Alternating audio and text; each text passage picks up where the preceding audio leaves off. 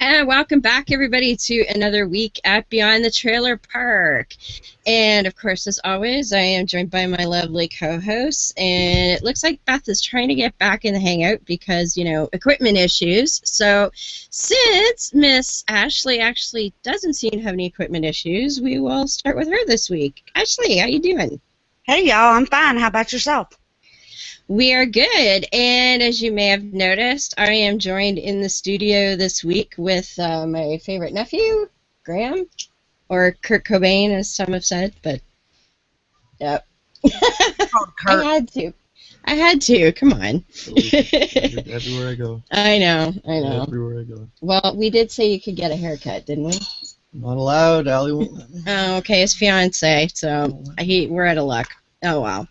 Well, we'll give Beth a minute or two to get back into the Hangout. Oh, I don't think she's quite back there yet, but she is here as soon as she can get here.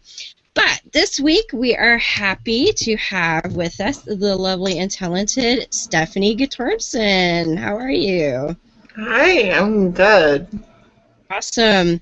And Stephanie comes to us from the Richard Dawkins Foundation and somewhere in the Eastern Time Zone. I don't know if you want to say whereabouts or not, but I'm in Maryland. That's all I'll give Maryland. you. Good enough. Good enough. You're below us, kind of off to the east a little bit. So when that's dropped out and back in.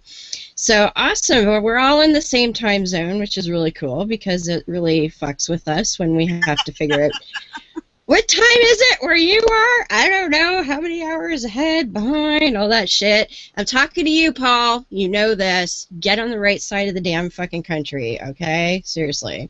So looks like Beth's trying to get back in with us. But anyway, to start us off this week, because we've all actually just met Stephanie this evening, but it's really cool because Stephanie is coming to Kitchener next month to the non-conference in good old Kitchener, where I live. So we're excited about that. But some people out there, as I say, might not actually know who Stephanie is, and whoever that is, shame on you. But if you could, Stephanie, if you could just tell us, like, were you religious? If so, what flavor? When did you see the light? And all kinds of good stuff about you, please. Fine. Okay, so I grew up Catholic. Oh, I'm sorry. Yeah, I am too. It's all right. It was wine-flavored Catholicism, since you asked what flavor. Okay. Red wine. Red. No, red wine, not rum. Jesus' blood. Jesus' blood, yeah. Did they ever tell you what? I always wanted to do this, is go to Catholic Mass, actually take communion and be like, so Father, what part of Jesus is this week? Is this like toes or lips and assholes, or what is this week? They don't generally serve his asshole. Okay, well that's good. No, but wait, they save that for the altar boys. It's practice for the priests. Makes sense. There you go. Make the communion bread in like a spiral, you know. Well, it's the wafers. Oh, okay. It's wafer thin. Oh. That's what they mean when they say pleasure the halo. Ooh, I hadn't heard that term. That's not. I just made it up, so no one's heard it. Okay. Awesome. So Catholic, huh? So were you in for a long time, or? Not really. I pretty much stopped believing it after 5th grade. So. Good for you. Yeah. I are smart. My brain. What kind of did it for you? Oh, it's nothing really. Just like there was no like catalyst. It was just like, okay. Oh, this is stupid. This doesn't make any sense. So you just were really smart. That's good. I try. Also, the whole Jesus never appearing to me kind of became super obvious. You know? Yeah. Jesus come, Jesus come, Jesus come. You know, he either lasts forever. that's what they mean when they say he's eternal. He never comes. Never comes. that must be one hell of a cock ring. It's just premature the first time, and the second one's just taking so long now. Yeah, he only lasted 30 years, and now it's like taking forever. I hate when guys do that. They're really fast, and then the second round, it just never happens. So 2,000 years later, and he's still working at it. Yep. Awesome. Well, yeah, that would definitely, yeah, because they keep saying, oh, it's coming soon, it's coming soon. It's like, well, what the fuck is soon? Like, you know, well, I mean, one of these days. I've heard lots of guys say they're going to come soon. It never happens. So. Yeah, Jesus is just one more in a long line of liars, right? Exactly. So when you said about 5th grade, so was that, you just kind of said screw this, or did you have to go and like pretend for a while? No, after the end of 5th grade, my mom was like, let's go to church, and I was like, how about no? How about not? How about we not do that, and I just like sleep in and watch cartoons. Awesome. My favorite saying is my favorite saying in that situation is let's not and say we did. I never wanted to say I did, because right. I didn't want to and say I did in the first place. Yeah. I usually lied about going to church. So yeah, I was there. Yeah, I was like, no. Yeah. No. Well, that's good. So you didn't get a whole lot of flack over it. They just kind of went, okay, well, that's not happening then. She tried. She was like, come on. And I was like, no, I want to sleep. And she's like, didn't take too much convincing. Well, that's good. That's definitely good.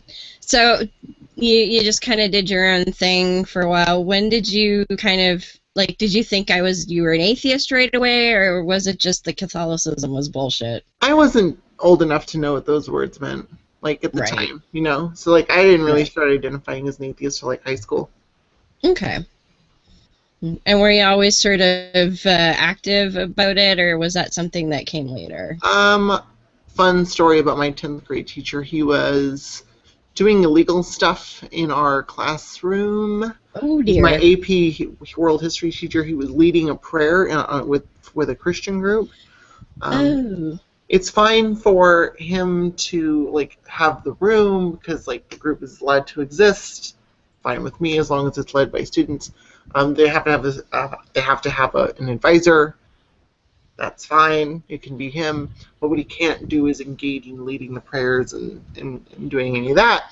And I found out because I was one of those stupid kids that wanted to get to class early, and it was also right after lunch period, so I would drop off my backpack. You know, I'd just drop it off and then just go walk around. And I walked in and I was like, oh, that's illegal. That's not a thing that should be happening. And so I ended up raising enough fuss that the vice principal, he and my mom were all called at this meeting. And I sat down with the law in Colorado that says you can't do that. I explained in no uncertain terms. I said, quit doing this or I'm going to take you to court. I got to go home now since I live 2 blocks away. I got up and left the meeting. I didn't have what else was I supposed to say? I was like, what you're doing is illegal. The law says it's illegal. Quit doing it, and that's this conversation. I'm outie, and it was amazing how quickly that shit stopped. That is wonderful. Good for you. What grade was that? Like 10th, 11th grade, This many. 10th grade. That's awesome. Many.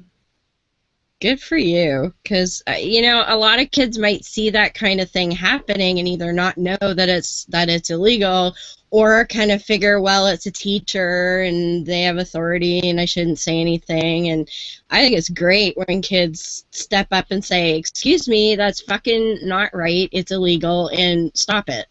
Yep, they were. They pretty much were like, "Yeah, that's correct." Yeah. But this teacher's doing this wrong. So that happened. That was fun. And then I got to college and I started a student group. And because of that student group, I now work for Richard Dawkins Foundation. Awesome job. Super great. That's fantastic. So what kind of stuff do you do there? I am the operations director, so almost everything wow. you see is in some way has my fingerprints on it somewhere, some level. That's awesome. That sounds like it'd be really fun and rewarding to do. Yeah, you would think so. No, it is. It's just really stressful because there's a lot on my plate basically every day. Right. But you know, like I think a lot of us, that's kind of the dream, is to get paid for being loudmouths and, you know, activists. I don't get paid for being loudmouth yet. That's what I'm trying to do, like on the side. Yep. But like my day job, I sit at a desk all day. Okay, It's a 9-to-5 job. I sit at a desk, and I help destroy religion. So that's my. But that's good. That if you're gonna sit at a desk all day, that's the way to spend it, at a desk, I would say. That is a true fact, as opposed to a false fact. like you know, Bibles and shit. Your nephew is like fantastic. incredibly like. Yeah, look at him. He knows. What was so interesting over there to your left or right or whichever direction? What was over there? What he's looking Look, he's at. all red. He's all red. Look at him. He's all beat red. What are you looking at? What are you looking at? Right. That's right. Keep your mouth occupied doing other stuff instead of answering the question. Here, play with I this for a said we while. have to take a drink instead of answering the question. Did he find your water bottle? No, that's sitting right in front of That's him. been here since I got here. Yeah, that's been sitting right in front of him since we got here. That's So I think he's trying to avoid looking at it. That might be it.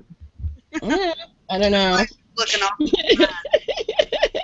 He's examine it in detail. It's got a lot of veins on it. I don't Yeah, know. there's a bit of, like, I don't even have this many like jeepers. Is that Did he just say jeepers? is that Yeah, he Holy did. shit. Get him a talking dog and you guys in a van. My cat already talks to me enough. I don't need a dog too, man. That's bad. Yeah, they have cats too. We're all like cat people, but I love little dogs like yours. In fact, one day I would love to have a Chihuahua someday. Ew. But- Why? I worked with some people in Mexico for a month a few years ago, and my colleague had one, and I fell in love with her, and she was just the most adorable. She was a puppy then, like 7 months old, but she's still here, and he always says if he ever breeds her, I can have one. So, but I don't know how the hell you get a Chihuahua from Mexico to Canada, so it's not likely, but she was a nice Chihuahua. She acted like a cat, and her name was Choco. And we called her Choco Loco. Choco Loco. That's racist. Choco Loco. Yeah, well, it was the Mexican, so, you know.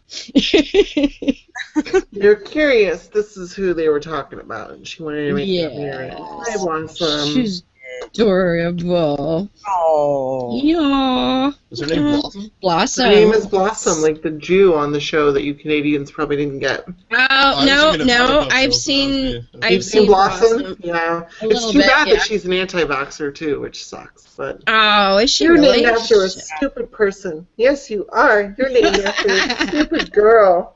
You're And so for smarter. those of you who will be listening to this without video later, Blossom is an adorable little mini pin.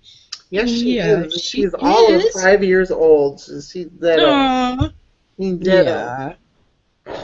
Yeah. I think she is actually the first dog to appear on the show. So there you go. Just be like, I'm first, bitches. Yeah, because most. Requirement for your show is that you must have a pet that comes on and visits. Yeah, I think so. Well, yeah, because David last week he had like how many cats? Like, I don't know. Oh my at gosh, least- what was it, like 3 or 4 of them? That Yeah. really, like, just honestly, it does not surprise me that he has tons of pussy just hanging around. You know what I mean? Yeah, David's yeah. just the kind of guy that just seems like he'd have a lot of pussy around.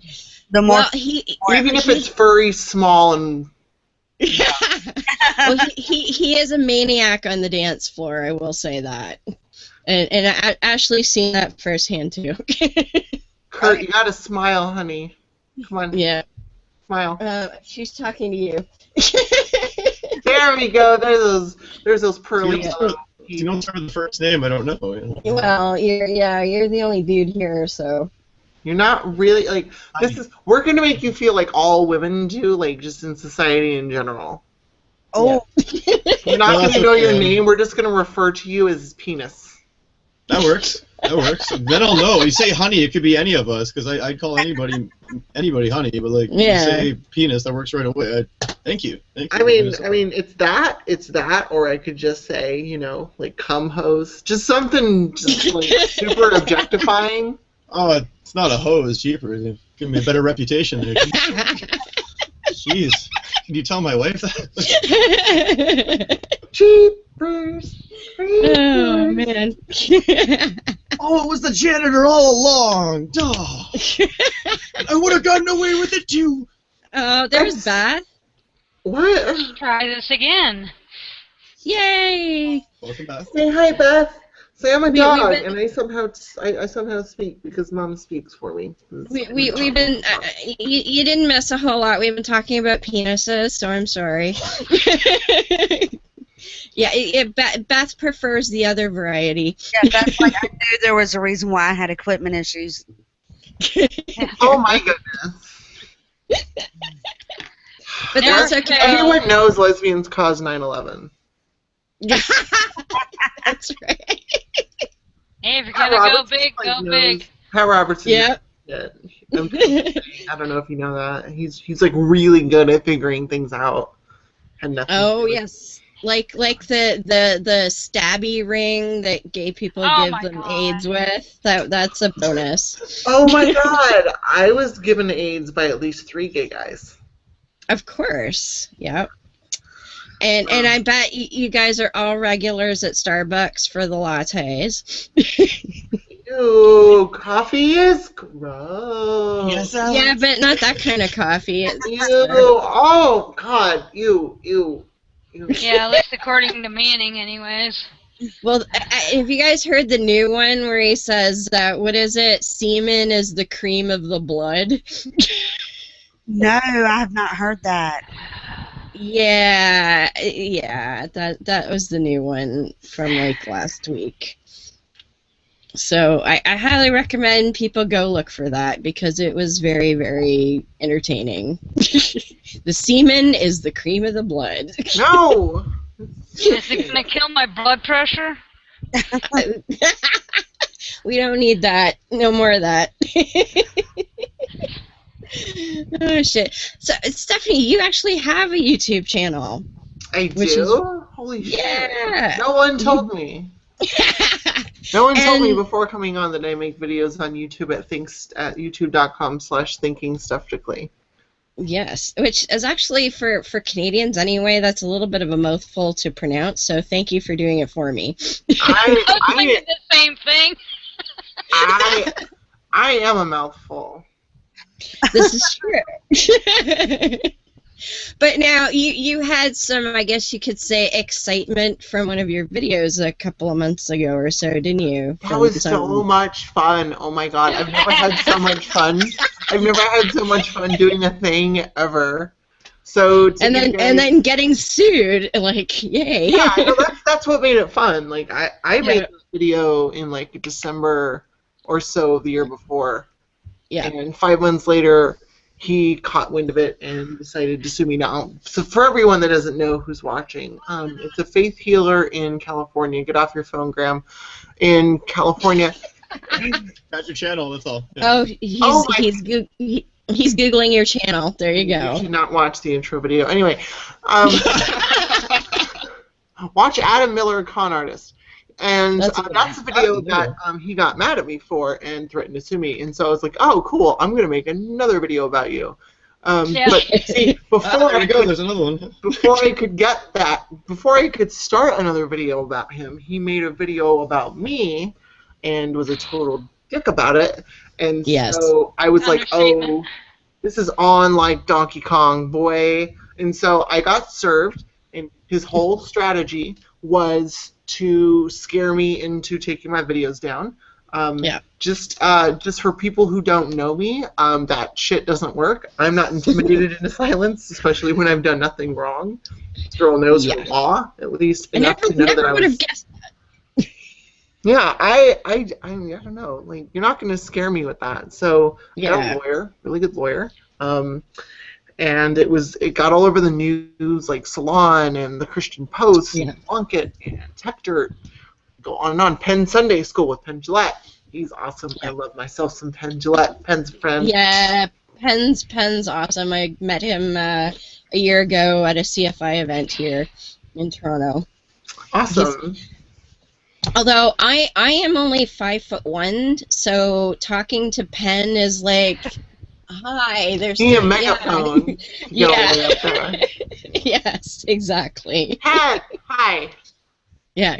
Hello. Well, see, when he signed my book and did the photo, he was sitting, which was nice. But later, a bunch of us were at the pub together, and I was just like, hello.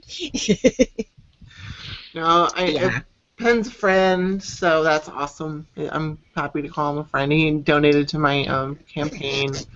Oh, that's wonderful. Yeah, it was cool. And so after a while, after I had made a couple more videos, and I was actually challenging him to end the lawsuit in a way that was like morally awesome, and I would take down the videos. Of course, he didn't do it. Nope. So he just dropped the suit because he was starting to realize that all this bad press, the fact that his website is still down. I checked before we got on. Yeah, his website's still down. His Facebook's still down. His YouTube channel's still off. Like, he's gone from the internet. That's amazing. Good. That's so amazing.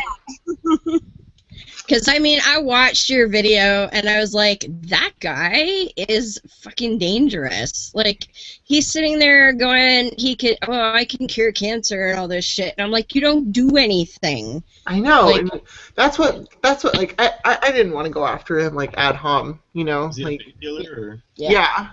And like, it was funny because, like, I didn't want to say this in the video, but I made it, like, I gave people the information to do this. He's bald, and one of the things that he can cure is baldness, specifically hair loss. He goes, I can cure hair loss, but I'm... Except for mine. That'd be a great, like, sales pitch video if he just, like, grunts and Chia Pet's hair right out, like, right on the camera, just like... CGI. But, no, like... I was more concerned with the fact that he was telling parents, I can cure your kid's cancer. I draw the line right. I draw the line right at where you start fucking with kids. To a degree, I'll let adults be stupid. I mean, I'll step in at some point, like when they're actually being harmed. But the second you're like, oh no, your kid has leukemia that's like super aggressive, I can cure it. No, you can't, because the people who do real science have a hard time doing it. Fuck you. Yes. Like, I was done. At that point. So that's why I just kept going and going and going. And if you didn't see, I have a video, Graham, you should look it up. It's called Go Ahead and Sue Me. And I took that whole clip from South Park. And every time Scientology or whoever the subject in context was, I just replaced Adam Miller saying his own name. So it's like when you go and watch it, it's like, you can't make fun of Adam Miller. That's like whatever. He's like, well, I'm gonna sue your ass and your balls. And he's like, go ahead and sue me. So I did that. I did that. I just kept wanting to poke him. So I was like, dude, you have no case. What you're doing is immoral. I can't anymore with you. So because of course the best defense to any libel or slander is actually speaking the truth, which you were. The thing is, if he had gone to court, here's the funny thing: the way the case was set up in terms of what he was charging me with and everything, he would have had to go into court and heal someone. He would have had to prove he had magic powers in the court of law, and seriously, no joke. I would have been like, I would have asked my lawyer to just buy a popcorn machine and just have it sitting just next to me. I could just sit there and go ahead. No, this is gonna be awesome. Let's keep going. Like I would just see popcorn the whole time. It reminds me of a show we did a few months ago, and these people weren't quite as dangerous because they just do their own shit. But a friend of ours, he was in an atheist I think it was like an atheist and theist group on Facebook, but someone posted a link for this Skype event where it was called God's Not Dead, Would You Like to Meet Him? And these people were claiming that they could basically make God materialize for you on Skype. So he and I and a couple of other guys he knew from the group went, and because I have all the recording equipment, because we had to record this shit, and we ended up doing a whole episode on it, and it was ridiculous. Like, these people, they were like, okay, so, because they wanted a bunch of non-believers on the call, along with all of these supposedly magical Christians, because these were Jesus freaks doing this. And they were all like, okay, so who has pain? And somebody's like, well, I have this, like, congenital, deterioration disease in my knees, so I always have pain. And they're like, okay, in the name of Jesus, we command that pain to leave. That pain's going to leave now. And then they were like, so how do your legs feel now? And the guy's like, well, actually, the right one hurts worse now. It was amazing. And they did that. They also tried doing a guided meditation, which at one point one guy was like, I'm going to have oil appear on your hands now. And we're like, ew. No, Steph, go back. The other one was more students. Yeah. Don't lie. I am an innocent flower. And what's a what flower? I didn't hear the first one. Innocent. I'm an innocent flower of God. There's some up over there if you like. We have a non-CGI variety over here, because this is the craft room and this is where all my costuming stuff is too. I don't know. I really like. Yeah, that you need a bun to wear that and a hat pin. Not right now. We're not. It's like kids in the freaking toy box, you know. There we go. There we go. There we go. Except, yeah, you have to hunch down a little. Tall. There we go. Excellent. Oh, she's got the... What do we got going there? It was a brick wall or something. I guess. You know what? It's... Oh, okay. All right, we're going to be done. There you go. There you go. Oh, I see now. If I had a bun, we figured out that I can actually strap it like a unicorn if I'm wearing a bun, but... You'd be a Shoneman from I do. Well, our friend Joseph actually has screen caps of that, so... Hi, Joseph. But yeah, those guys on the Skype call, it reminds me of this guy, because they were all like, oh, we speak the pain away. And they were even trying, like, they figured out one guy had one arm longer than the other, and they really thought they could get this guy's arm to grow on Skype. My arms are not the same size. Let's pray. Yeah. Let's pray to the flying spaghetti monster. Noodles who art in heaven, hallowed be thy meatballs. So kingdom come, the lasagna be done, in oven as it is in mouth. Yes. You didn't say it with a Pastafarian accent. He's going to be offended. Give us this day, you quiet boy. The hell's on your face? You've got fuzz on your... Yeah. 3 cats on my lap here. Hanging out with my Yeah. Actually, it was funny. We were talking about all the nasty things I wish I could do when we go to that wedding next month, because I want to piss off my mother-in-law. And I said that maybe I should just go as a Pastafarian. Just get a colander and wear a colander on your head. I could do a colander. I actually have the pirate hat, because a few years ago I went as a Pastafarian for Halloween at my job, and no one knew what it was. It was great. They're there you go. What are you? I'm like, Pastafarian. What's that? Google it.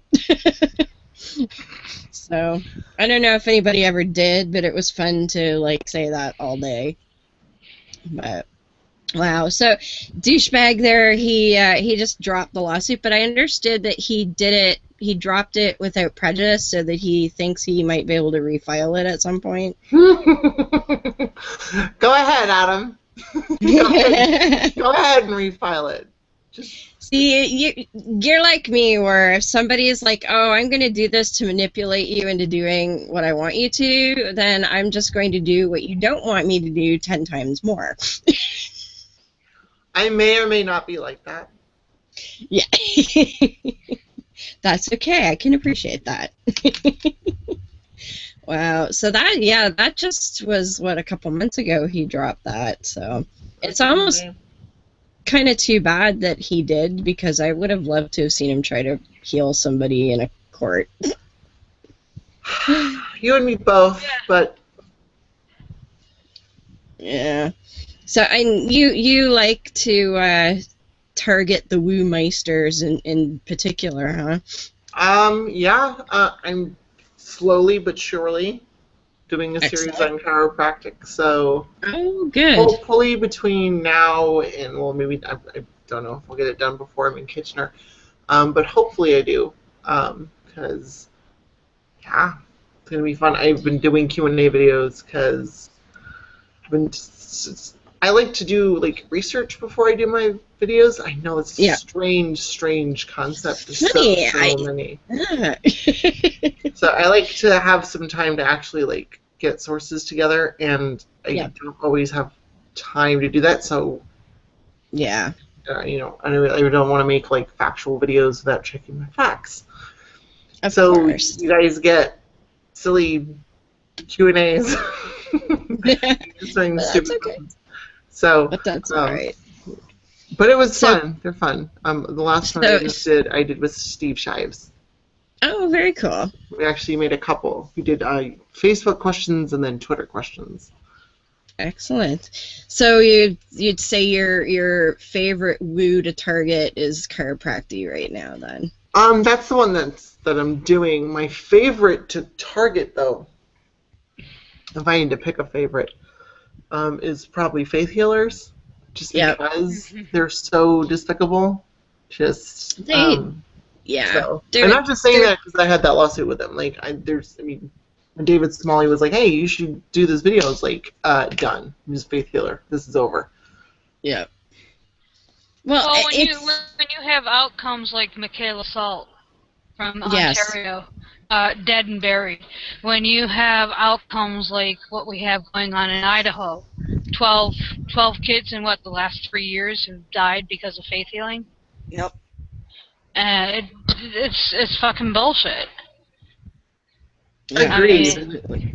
So is it just that like they go off the regular medication and stuff like that because they just think that God's going to take care of them? Yeah, they won't. Some of them won't even go to a doctor. They're just like, we're gonna pray. We're just gonna pray.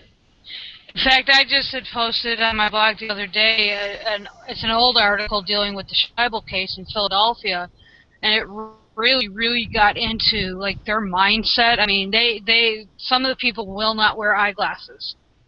They take notes. I mean, because God'll heal your eyes. That's like, or God wants you to be blind, and yeah, it's They think of it as punishment, and I'm thinking, I said in my segment today, if I would have relied on God, I'd probably be dead right now. We're pretty fucked up. I mean, yeah. So you go get them, Stephanie. I will. I will get all of them. There she goes. Yeah, we need more people targeting that kind of crap, and especially like something like chiropractic that's managed to gain a foothold in mainstream society and being looked at as a legitimate science. And I like to joke because I do go see a massage therapist, but that's based in like actual anatomy, and you can tell that she knows what exactly she's doing and why. And even she thinks, like, because massage therapists tend to lean a bit more to the woo side, and she even thinks that chiropractors are fucked up. That's rare. I know.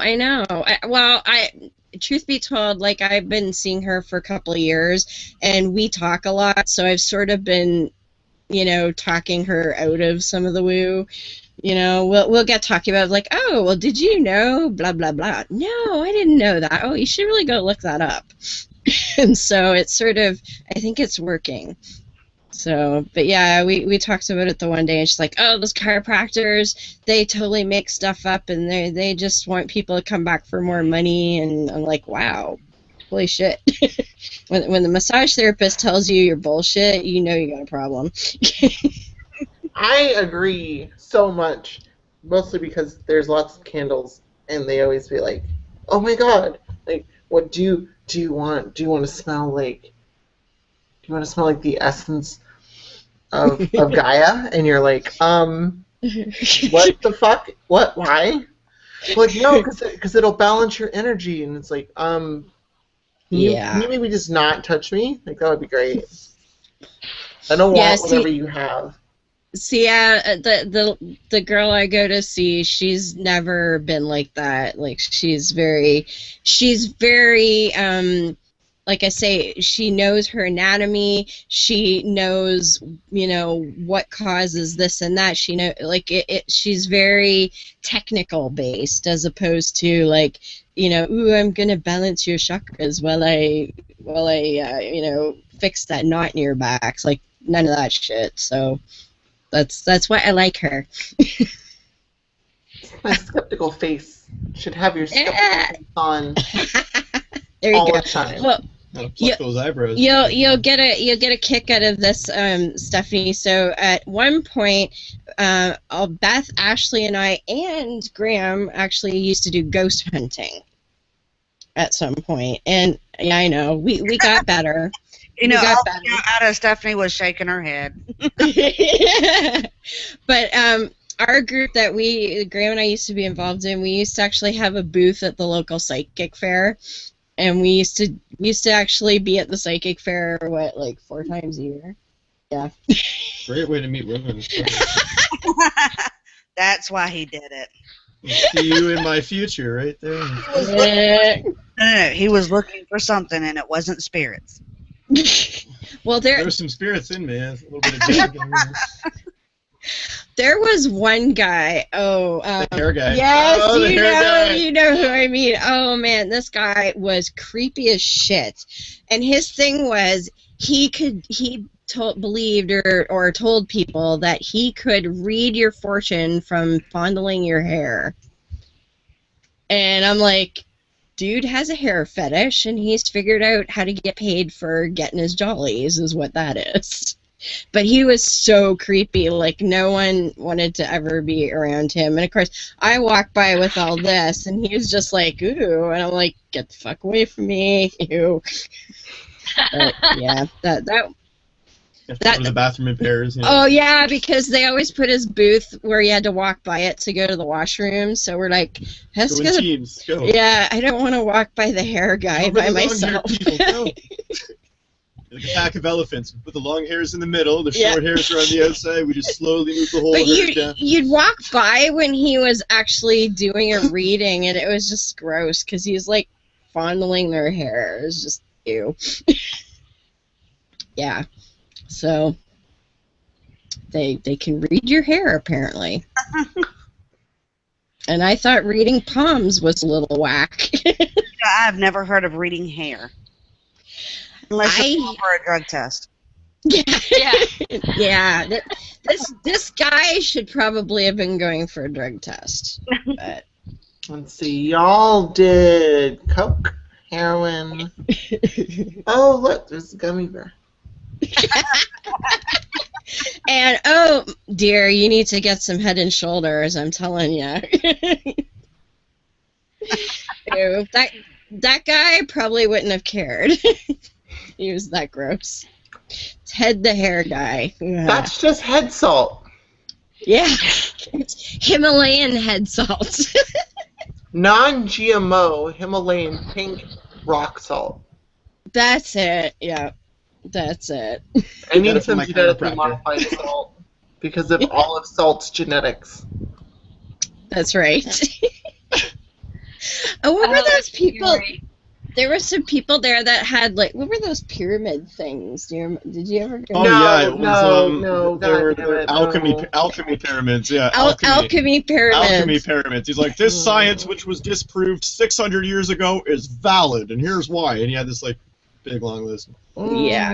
No. Damn, this is a family show. Stop. Lead into gold. Lead into gold. It's gonna happen. That's what. Oh man. Yeah. The only way that alchemy is true is because you have people that are made of lead, and what they do is comedy gold. Ooh, I like it. What you did there, what I did there, do you see it? That was awesome. Excellent. Love it. Love it. But yeah, that was our fun adventures at the psychic fair. I don't go to those anymore. Oh, actually, the real irony, Stephanie, is that the non-conference is being held at the same place where we used to go to psychic fairs. I hope I feel all the energies. Is it the same weekend? I don't think so. Okay. August 26th. That would be fun. I would grab the first person with the camera and be like, "Let's go. I'm gonna go do shit. Let's just follow me and just that would be awesome." But they have it the weekend, like next weekend, or is it this weekend? It's like the weekend of the 1st. So it might actually, it's like this coming weekend they'll be doing it. So unfortunately, they'll be gone by the time you get here. But maybe they'll leave some spiritual residue for you. Ew! I'm gonna leave some spiritual Ectoplasm. We're done. Ectoplasm. Oh, sorry, Graham. Ectoplasm, right? Yeah, that's it. Go shoot off some ectoplasm. Yep. He'll be what? You know what? He's gonna watch my videos, and all of a sudden you're gonna hear, Graham, what are you doing? I think Graham I liked all her photos at 3 in the morning. I don't know why. It just happened that way. I don't know. I had one time to like everything. It was 3 a.m. It's just how it happened. I don't know. I could have done it at a normal hour of the day. Yeah, except he works with his uncle, so he has to be up in the morning. Aw, how adorable. Yeah. Grammy works with his uncle. Yep. Isn't that so dorbs? Look at him just being so cute. Just running pinch his little cheeks. Oh, yeah, there you go. That's my boy.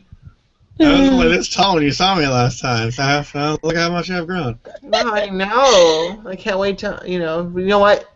Wrap him up in wrapping paper so I can unwrap him for Christmas. Okay, well, he'll be here somewhere around. Come in a cake if you want. Yeah. No, I don't want you to come in a cake. That's disgusting. Oh, pop out of a cake. Gross. Every time he goes to eat. First of all, you'll ruin. As much as I love cum, if you come in a cake, you ruin the cake for everybody. Not everyone wants your cum in the cake. She's gonna wonder about true. the icing from now on. Graham, you're white, right? Yeah. Yeah? He's kind of glow in the dark. So he's a graham cracker, is what you're saying. Yes. That's actually when people's like, how do you spell your name? He's like, Graham, like the cracker. He always says that. I love that you're a graham cracker, because that means if I get a black person and 2 Mexicans, we can make a s'more. Yeah. Hey, there we go. And There you we can go. melt between them because you'll be like, shit, minorities. Even though you'll be the only one that's white. Hashtag Eric Cartman logic. So, Yeah. and all these minorities in my Awesome. heart.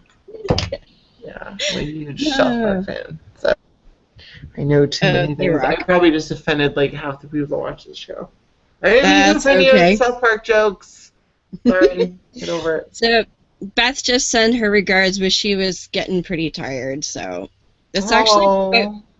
I know, she's like not got the energy she had before, so like last week she made it about this far too, so kind of expected, but if she has a bit of a rest, she might pop on before the end. We'll see how that goes. I love when Canadians say about because it sounds like they're shopping for shoes, or at least one shoe, just a boot. Yes, one at a time. That's right. I don't hear it. I really don't. But well, you know, you should get your hearing checked. Well, that's not true though. When I'm editing pre-recorded stuff for the show, and I have to like listen to my own voice to edit, I do eventually start to hear my accent, which is really fucking creepy. Your accent is fucking creepy. Welcome to reality in the real world. I actually, my first husband was from Richmond, Virginia, so they all talk like that. Hey, there's nothing wrong with talking like that. Yeah, well. Yours is a little more lyrical than the Virginia crowd. Just a tad bit. Yeah. There ain't nothing wrong with how I talk. You understand? Ain't nothing wrong with it. I still got to get her to record that for me. Yeah. This is being recorded, remember? Yeah, you could just play it back, you silly goose. Just sip on your sweet tea and your spirits. Oh, I'll definitely go sip on my sweet tea. Yeah, that's like Ashley's, she doesn't have blood. She doesn't have blood, she has sweet tea instead. Sweet tea. Yes. Yeah. I have pancake syrup. Syrup. You know, I actually never tried that stuff. Where was it? I did take a sip the one time, and you told me that wasn't. Oh, it was at Five Guys. Yes. And you said it wasn't actually real sweet tea. That I shouldn't think of that as having tried it. So. Yeah, that's probably a good idea. What's good at Five Guys has nothing to do with sweet tea.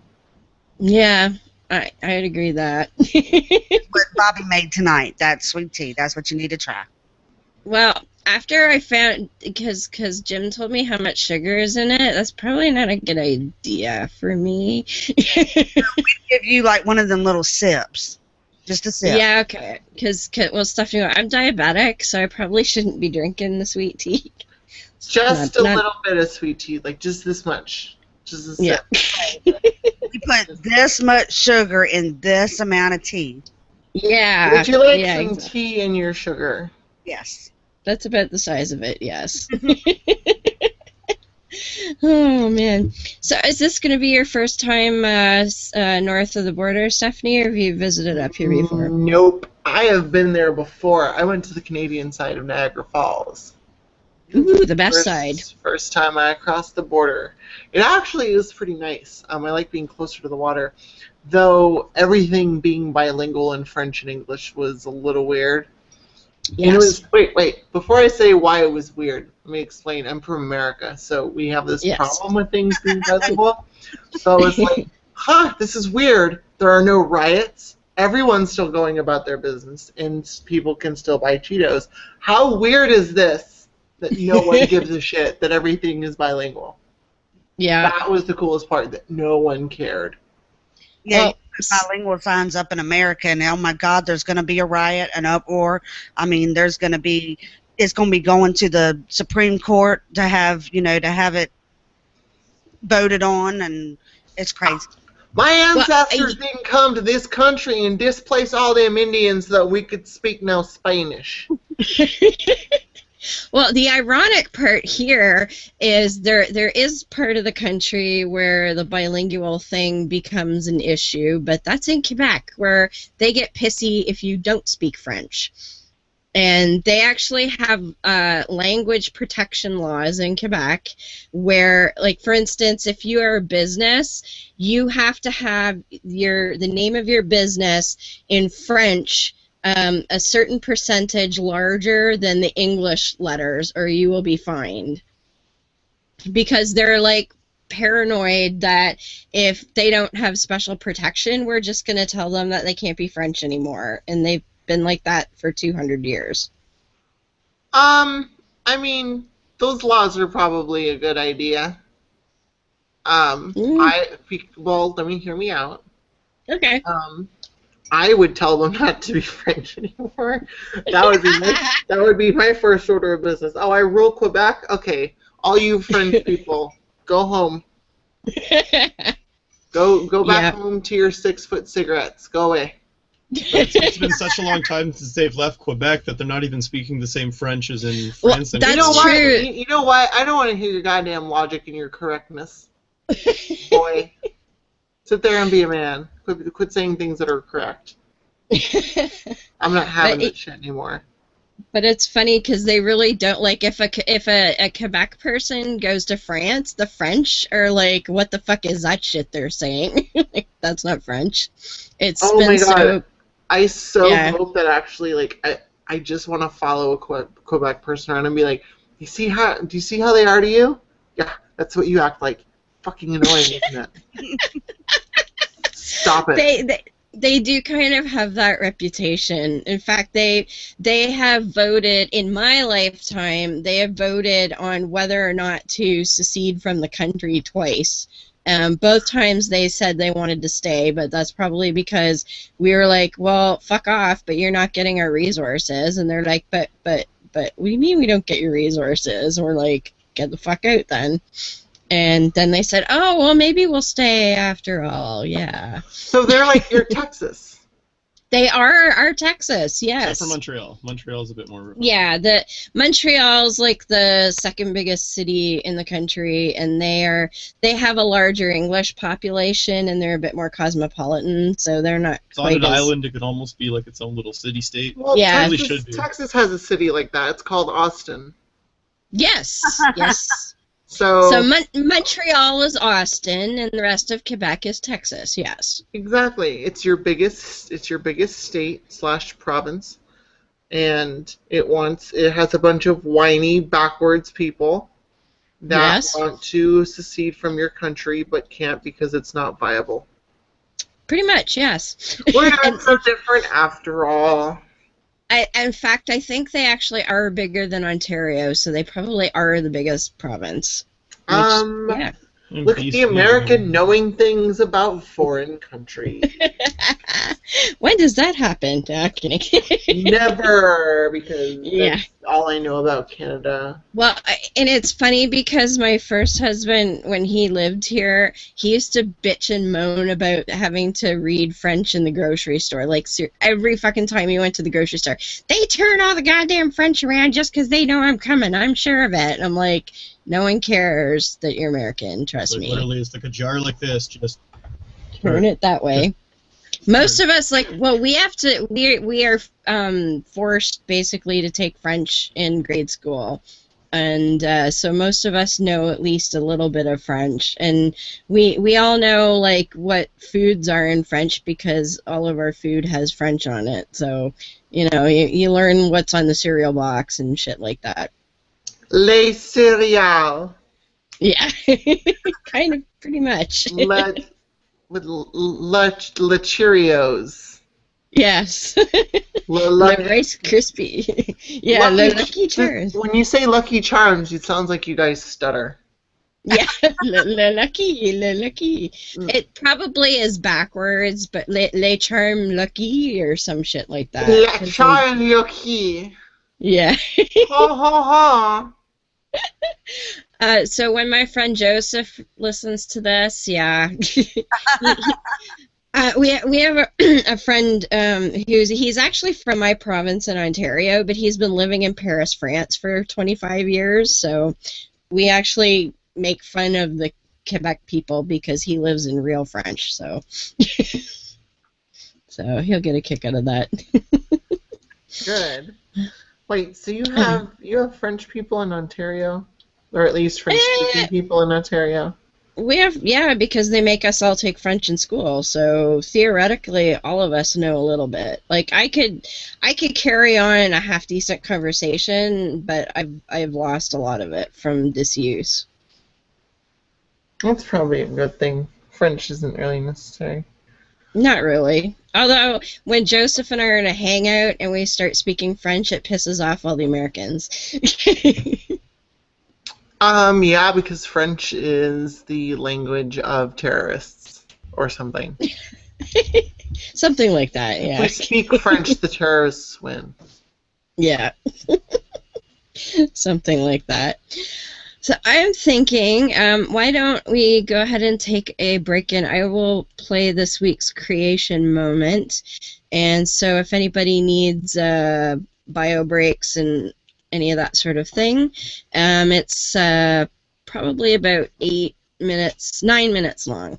So you'll have time for all of that fun stuff. So let me go ahead and screen share that. And we will come back talking in about 9 minutes, as soon as I get... Yeah, now he's going to run out and get a cigarette. Yeah. Come on, computer. Behold, the atheist's nightmare. A well-made banana is just the right shape for the human mouth.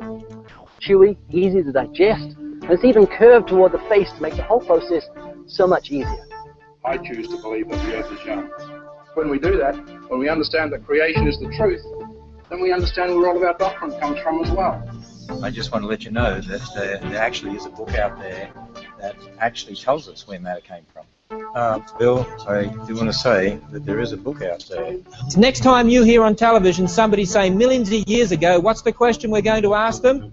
Were you there? Were you there? Call them up on the telephone and say, excuse me, Mr. TV man, were you there? Thanks for Only way we could know what happened in the past if someone was there to tell us. That's right, dinosaurs lived beside people. And of course you'll have an evolutionist who'll say, that's not right, dinosaurs lived millions of years ago. What do you ask them? Were you there? Welcome to Creation Moments, a little slice of creation silliness that I get in my email every day, and I'd like to share it with you so that we can all get a taste of just how crazy creation shit is. On this week's Creation Moment, Taylor is going to tell us about the Exodus from Egypt. Are we there yet? No! Are we there yet? No! Are we there yet? No! Are we there yet? You little... I think we're there. Woohoo! Oh, this ought to be good. Let's see. The 40-year-long journey of Moses and the Israelites from Egypt to the land of promise continues to fascinate movie makers. From Cecil B. DeMille's 1923 silent film, The Ten Commandments, to the more recent version, Exodus, Gods and Kings, the story of the Exodus never fails to excite our imagination.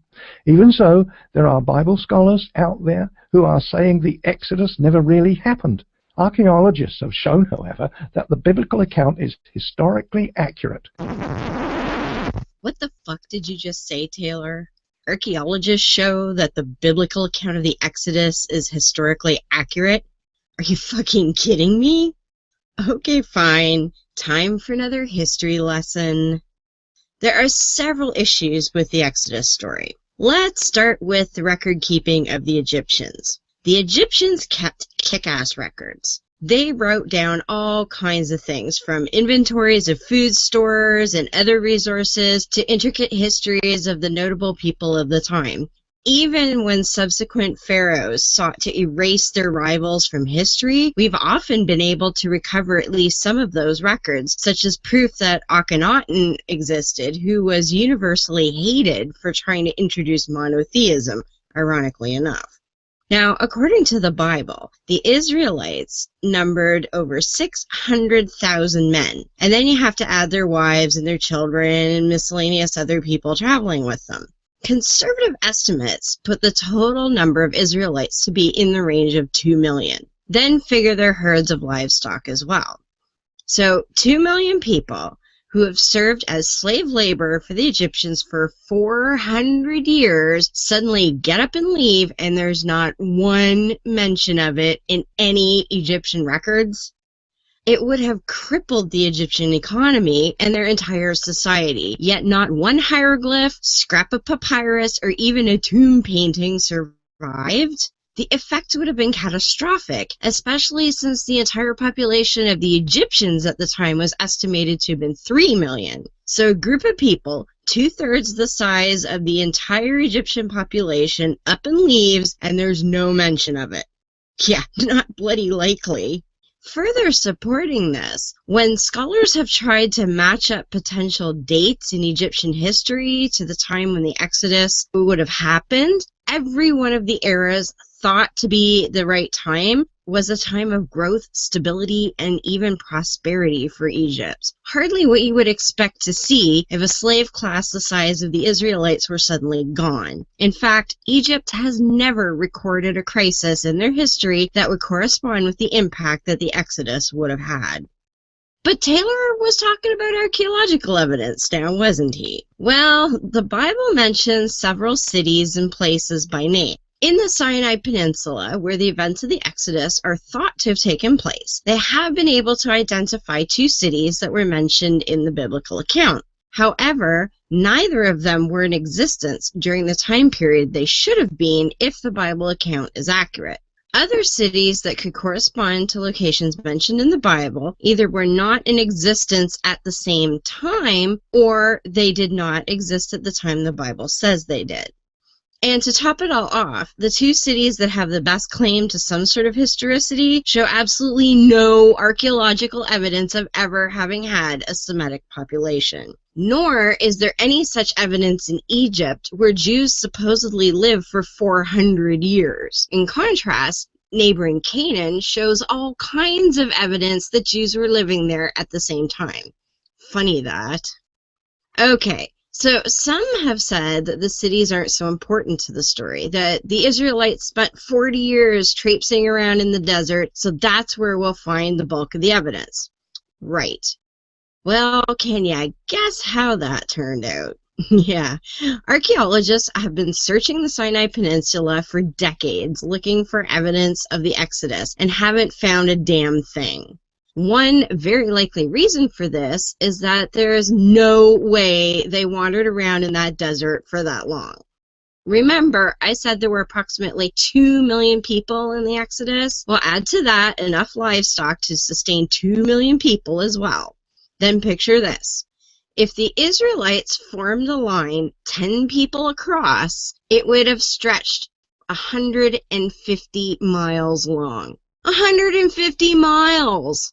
The entire Sinai Peninsula is only 240 miles long from north to south. By the time they finished getting in line, they'd be halfway across the damn thing. There's no way they could ever wander around that area for 40 years without figuring out where they were and just leaving. Canaan wasn't that far away after all. But even if they were stupid enough to remain lost for 40 years, there's no way the desert could have sustained them for that long. And just think, they started with 2 million people. They were going to be having a lot of babies in 40 years. There is nothing about this story that holds up to the least bit of scrutiny. It's total bullshit. Oh, but Taylor has more. And satellite image analyst George Stevens even claims that the route of the Exodus can still be seen today through the use of infrared technology. According to the book The Stones Cry Out, Stevens studied SPOT satellite imagery of Egypt, the Gulf of Suez, the Gulf of Aqaba, and portions of Saudi Arabia. On the images taken at an altitude of 530 miles, he claims he saw evidence of ancient tracks made by a massive number of people, leading from the Nile Delta that eventually wound up in the Sinai Peninsula. He said he even saw traces of very large campsites along the trail. While it is impossible, of course, to know if these tracks were made by the Israelites, the satellite images do demonstrate that large numbers of people could make long journeys through that inhospitable region and on the same route taken by the Israelites. Yeah. I tried to find this supposedly amazing photo, or even to find Stephen's book, but I had no luck. There are a couple of other books and a movie out there with the same name as Stephen's book, but I couldn't find his anywhere. I also found several satellite pictures of the Sinai Peninsula, and some of them where other people have speculated what routes the Israelites may have taken, but I couldn't find this fantastic infrared photo. But let's just say it exists. Then where the fuck is the archaeology to support it? Archaeology has advanced to the point where even an ancient garbage ditch will tell you about the people who used it, the people who filled it in, and those who may have eventually built on top of it. If there were grooves in the earth that showed where millions of people may have traveled for a prolonged period of time, there will be evidence there. Without evidence that someone traipsed around those areas, it doesn't support that anyone ever did, let alone your Israelites. Sorry, Taylor, you're fucked. It just never happened. And of course, a dumbass prayer. Heavenly Father, thank you for raising up archaeologists who are confirming the historical accuracy of the Bible.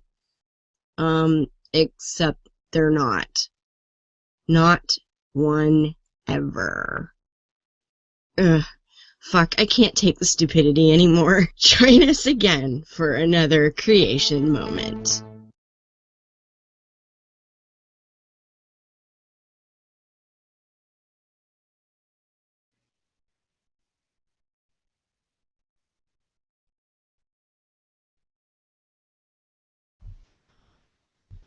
Ah, there's Miss Ashley. Ah, there they...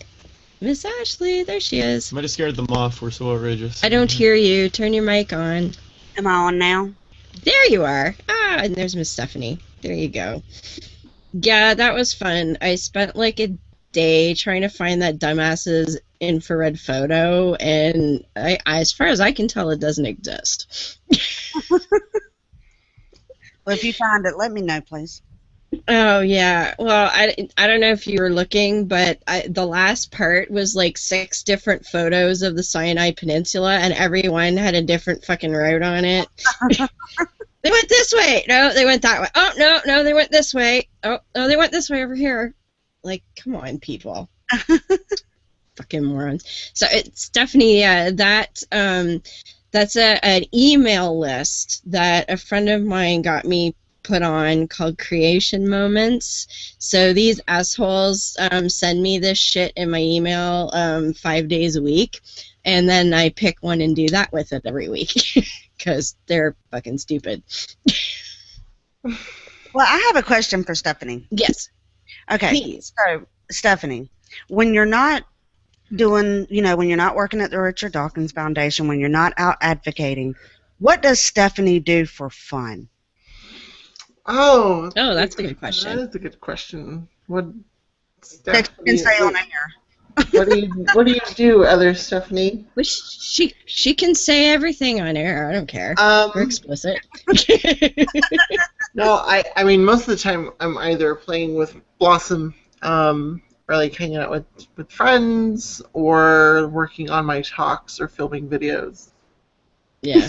That's really what I'm doing. I've always just wanted to know, like, because I consider Stephanie a huge advocate and what she's doing, and I've always wondered, do they go home, do they sit back and watch TV, or do they go home and they start working on their next project?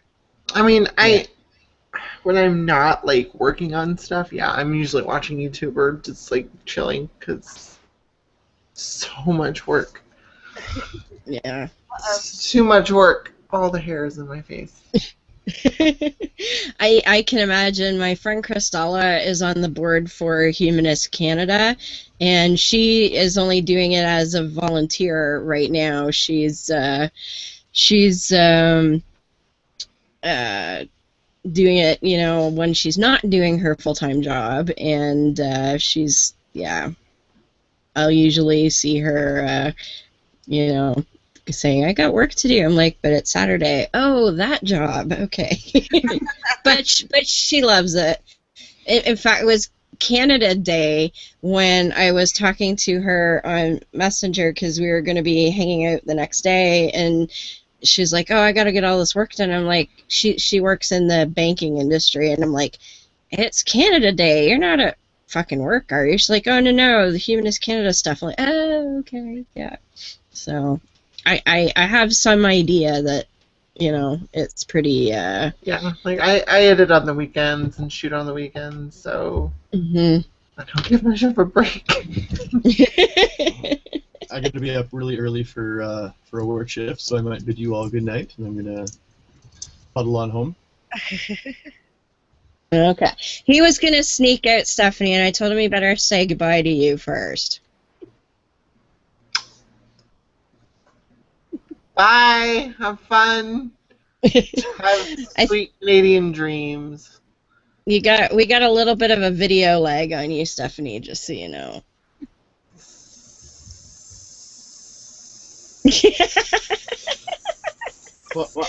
Syrup rivers. Awesome. Maple syrup rivers. We do get those on occasion. That was the maple syrup flood of '98 there. It was a bad one, I tell you. Yep. We lost a lot of good men in that. So. We also live in Mennonite country, too, so that's always fun. Oh, that's awesome. Mennonites are crazy.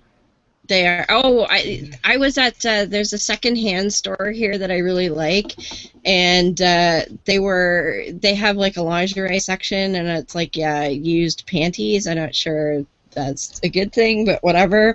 And there was a Mennonite girl in there with like the full bonnet and the big ass cloak and everything, and she was going through that rack of lacy bras like you wouldn't believe. I was like, oh fuck, I really wanted to take a picture, but I was pretty sure she'd see me doing it, so.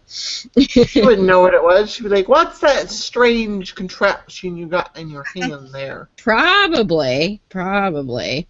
But I know it's getting on a little bit, and so as we mentioned, Stephanie, you are coming to grace us with your presence at the non-con next month. So what are you going to be talking about? I'm going to educate y'all atheists about trans issues. Maybe not Excellent. Trans issues so much, maybe not issues so much, but just information to help you be a better ally. I always want more information on how to be a better ally, so I think that's fantastic. I think that's awesome. Absolutely. It's gonna be fun. I'm gonna probably beef up the talk a little bit. It'll be cute. Yay! Yeah, because you know what? Even those of us who really want to be as big an ally as we possibly can, there's always more that we can learn. Because let's face it, we're not trans people, so we don't know everything that we ought to know to be good allies. So that is true. Absolutely. Is there any kind of like a preview you can give us, or are you going to save it all for the talk? I'm not giving you any previews. Oh, well, I had to try, you know. Just go to the non-conference in Kitchener, Ontario. Go to www.thenon-conference.com and get your Yes. Awesome. And I will be there for the whole thing. In fact, we're looking at maybe doing a live broadcast after the dinner on the Friday night, because there's some guys from a town called Brockville, a couple hours away from here, that also do a podcast called the River City Rationalists, and some of those fellows are going to be there, and one lady. They have one lady in their group, and so those of us who are going to be there, we're looking at collaborating and doing some kind of a live show after the dinner. So, well, guess who's coming to Kitchener with me? Oh, are you bringing Blossom? Blossom's coming with me, so you get to meet Blossom in IRL. Awesome. IRL. Puppy kisses. She'll be there. Yay. It'll be fun. Oh, that's going to be awesome. I will not be bringing my cats across town. They don't tend to like that very much. I have one that likes outside, but the rest of them are, well, pussies, and they prefer to stay indoors. Oh, my goodness. No, that'll be... Blossom's coming with. She's coming with Mom, so she gets to go to the country for the first time ever. Oh, that's so awesome. You're gonna get a passport also, a little cute doggy passport. No. Oh, they should. You got That'd it. be so That would be pretty cute. No, I mean, I do have to get her like a little clean bill of health piece of paper, but yeah. Other than that, that's her passport. It tells you how much times have changed, because when my ex-husband came here, it was 2 months before 9/11, and he brought his cat, which I still have, Bob, my American cat, and they didn't even ask his name, and he was like, well, I have a cat, do you want to see like his immunization? They're like, no. Okay. And so it's just like, why are you here? I'm visiting. Okay, off with you. Wow. Yeah, I have to. I was talking to Air Canada on the phone. It was like, hey, so like, what do I need to do? And she's like, oh, it's not really international because you guys are so close to our country. I know. I was like, Pathetic. it's more transcontinental, and I was like, or transborder or something. I was like, oh, so do I need to do anything? No, just she's fine. Just bring her. Oh wow, that's pretty awesome. Just she was like, just do what you normally do for any other like domestic flight, and I was like, all right. So she's Cool. gonna be the first day you see her though, she's not gonna be super hyper because she'll be on sedatives. Yeah. To keep her calm on the plane, but the next day she will be all sorts of piss and vinegar. So. Yay! Oh, that's awesome. Yeah, it's funny that way. And you know what's even funnier is that I never fly Air Canada unless someone else is paying for it because they're ridiculously fucking expensive. So when I fly, I will drive to Buffalo and take whatever airline has the cheapest flight. So I was just down to the ReasonCon in April, and I flew then, and I took a plane out of Buffalo, and it was several $100s cheaper to do that than to try and fly Air Canada. So I ain't paying. yeah, exactly. See, the last time I flew Air Canada, my work paid, and I was like, well, if you want to throw money away, fine, but that's fucking stupid, but whatever. I guess part of the issue, though, is that if you want an airport transit, none of them will go across the border, so that makes it, you have to get somebody to drive you if you're going to Buffalo. Or occasionally I've gone out of Detroit, but I try to avoid that if at all possible, because, Detroit. Well, of course. And last month we actually drove. I've actually been to see Miss Ashley in Savannah twice this year already. Yeah, she's got two up on me. I know. You need to get your ass up here. You're right, I do. Oh, goodness. Well, Stephanie, I want to thank you so much for joining us. We've had a blast. And please tell us all about where to find your channel and any other projects that you might have ongoing that people should know about. So you can find my channel at www.youtube.com/ThinkStephtically. You can also just search YouTube ThinkStephtically. You'll find me. I am building a new website. I'm not quite ready to make it super public yet, but I am going to be at a couple other places other than Kitchener. I'm going to be at Apostacon in Dallas, and I'm going to be at the American Alliance. Wait a minute, hold on. I'll get it. Atheist Alliance of America conference in Atlanta, Georgia. So. Ooh. I will be there in October. Yes. Fantastic. I suspect Miss Ashley might be heading in that direction. We might just be heading in that direction.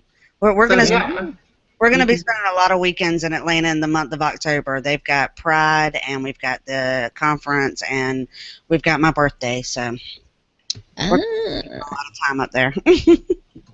So yeah, I'll be there in October for that conference. And so yeah, it'll be fun. Awesome. Excellent. Well, I guess I will be seeing you in just shy of 4 weeks. It's true. Yay! So yeah, I'm seriously local, so I'll be there until they kick me out, basically. So So that's going to be awesome, and some of the local group is going to be coming as well. So my friend Christella, you'll be meeting her. She'll be representing the Canadian Humanist Association, so that'll be pretty awesome. And most of our local meetup group is going as well, so it's going to be fun times. Yay. All right, well, again, thank you so much for joining us. We had a great time. Thanks for having me. Yeah, you're very welcome. And I will let you get on your way, and Miss Ashley and I can chit-chat for a little bit. Stephanie, it was nice meeting you. Thank you for coming on. Mwah! Love you. Love you. It is bedtime here in 9 to 5 land. I quite understand. As I say, I'm one of those night people, so yeah. Yeah, it's all right. It was nice talking with you, Stephanie. Yeah, you two have a great evening, and we will see you and Miss Blossom soon. See you later. Bye. Bye. Awesome. That was lots of fun. Yes, it was. That's the first time I've ever spoken to her. Me too, actually. Well, we've emailed back and forth and whatnot, but we had not actually quote met before, so that's really fun. You know, you got it. The internet's pretty awesome to be able to meet people online like this. You know, video calls. Absolutely. And now I know nephew's a early bird wussy too. I think he gets up about the same time Stephanie does. So he was sitting here going, "I'm really tired now." Well, I get up about 5:30, but since about Friday morning, I have been battling a bad toothache. Yeah, you're saying that. And then Friday night, I came home, took some medicine, crashed. Mm-hmm. I fought it all weekend long, and then about noontime today was the first time it was like all of a sudden it was just like relief, and I'm like, oh, thank you goodness, because I had to do the show last night. So I'm like on the show, and I'm like holding my mouth trying to talk, and Bobby's looking. Oh. He said it looks like you're doing cheek palms throughout the whole show. Oh dear. Yeah, I've had toothaches before, and those are pretty awful. Oh, I hate them. I absolutely hate them. And I can't take any time off right now because you're getting ready for 4 weeks, and, you're going for the non-con. And that same weekend, we're going to Pennsylvania, so I can't take any time off. Exactly. Yeah. It's just, y'all have a busy couple of months coming up. These damn people get married all over the place. What the hell? What is wrong? What's wrong with shacking up? I want to know. Apparently nothing has worked for me and Bobby. Yeah. But oh no, these people got to go get married. I don't know. I told him the other day. He's like, well, when I'm 60 on my deathbed, we'll get married. I'm like, okay. There you go. Well, look at how long it took Gene Simmons. They had to have him on TV for like 5 years and browbeat him into it before he did it. Yeah. Well, I'm not going to browbeat him. I love him too much. Yeah. Well, I think it was more the I don't know if it was the show or the fans or whatnot. Because, I mean, they had been together 24 years or some shit before that. But I think they turned it into a plot thing. And Gene's the kind of guy that if there's dollar signs attached, he'll consider just about anything. Well, now, if you pay me, I'll marry him. Yeah. I think that's kind of how it went. They kind of went, well, the fans want to see it on the show, and here's how, that affects the bottom line. And he probably went, oh, I could get used to that. Okay. Well, I brought Bobby in here. I figured if I was going to talk about marrying him, I'd bring him in here. Yay! He's sitting down. No, good. What my philosophy is. Here's the reason why. It's not that I refuse to marry him. It's just that so many people I've seen get married and then get divorced. Yep. And it literally. I understand the difference between people who truly love each other and they get married. I understand that. There's nothing wrong with that. But everybody in my family's been divorced. Yeah. Everybody. And you know what? I feel like marriage, I guess it's probably because the way I was raised, it was a religious thing, Yes. You graduated high school, you went to college, you got out of college, and sometimes the women didn't even go to college, Yeah. So, or the ones that I heard of, they went college long enough to get their MRS. Yes, exactly. And they started having babies, and and they get married, or excuse me, they got married and then started having babies, or found out they were pregnant and got married. So we're talking about me marrying you and why I won't. Okay.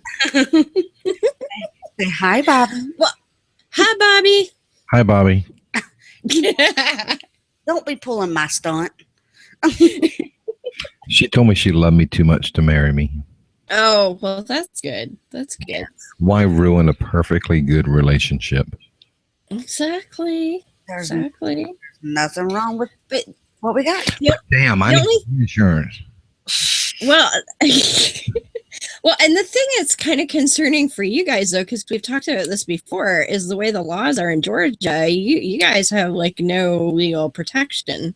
No, none. No. As a matter of fact, as it stands right now, if something were to happen to me, the person who is in charge of my kids, of course, would be their father. And any monies that I leave for my kids, if I were to die, go to their father.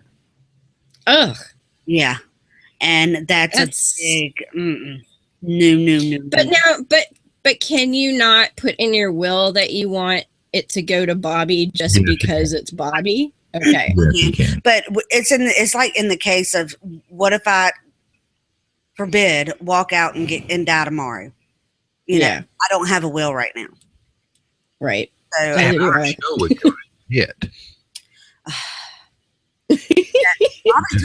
Bobby told me I was going to turn him Christian tonight, by the way. Mm-hmm.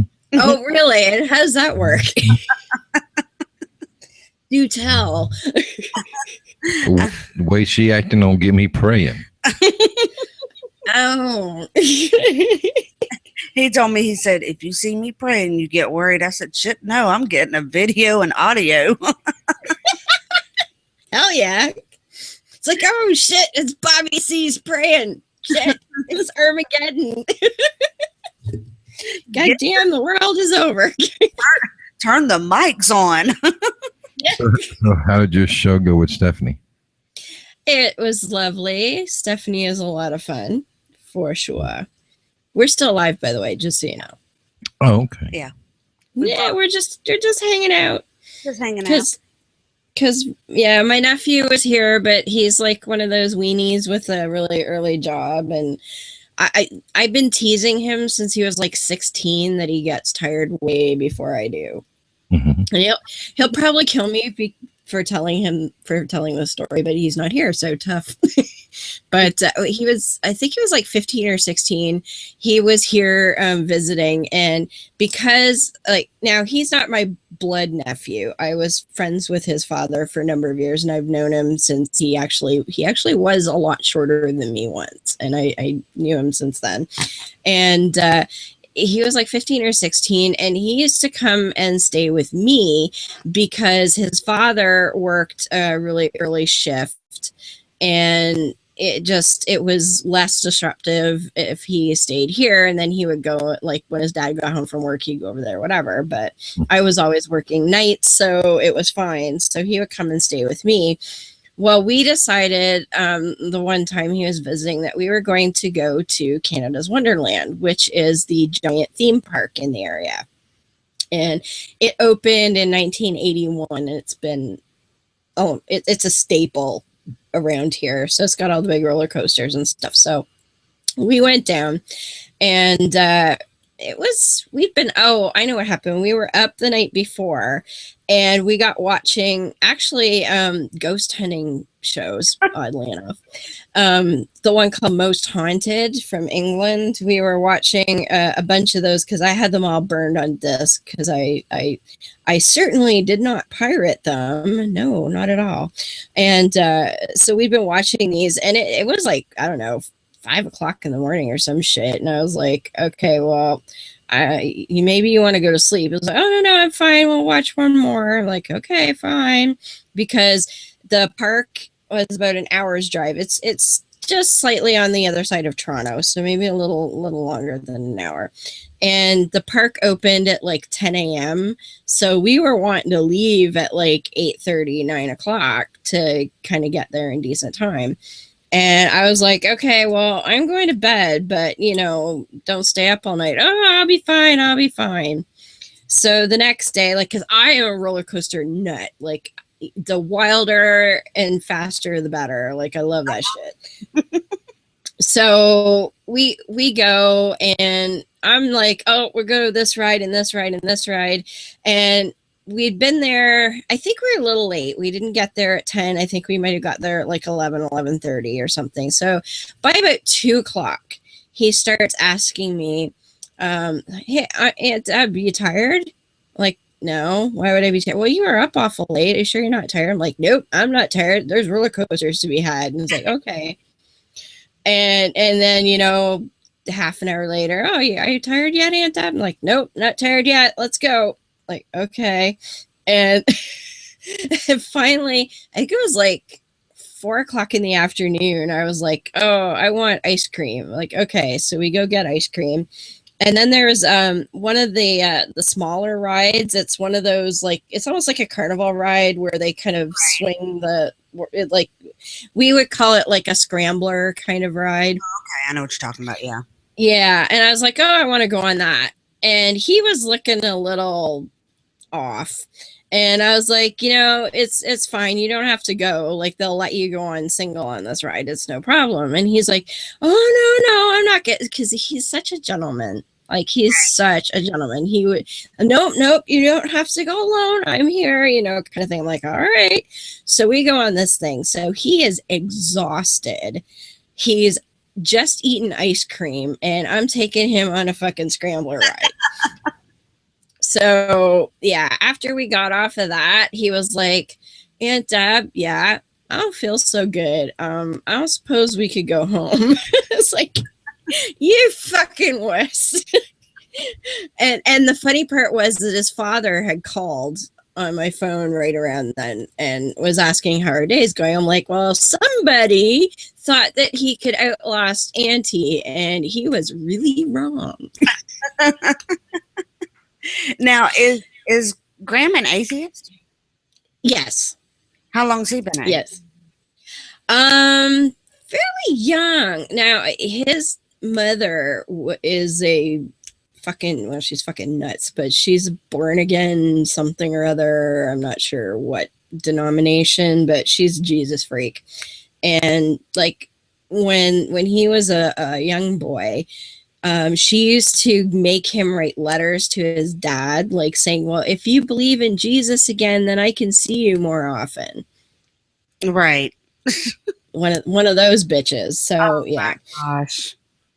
Yeah. So he pretty much got sick of it as a teenager. I'm not sure exactly what age, but he's been pretty sick of it for a long time. So, really? And he loves messing with Mormons. Like, I don't know if you remember when we did the show with Bryce, he mentioned that he actually read the Book of Mormon on his own. Yes.